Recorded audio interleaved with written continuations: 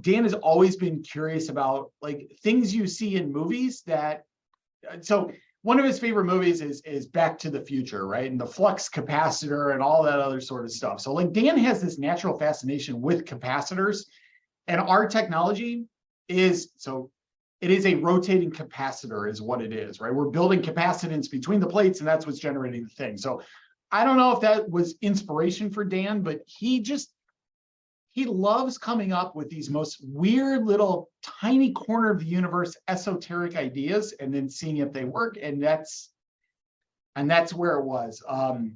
He told me this the other day. So in the Hunt for Red October, the engine drive that's in the silent submarine that the USSR has they call it the Caterpillar. It's an electrostatic drive. And so like way.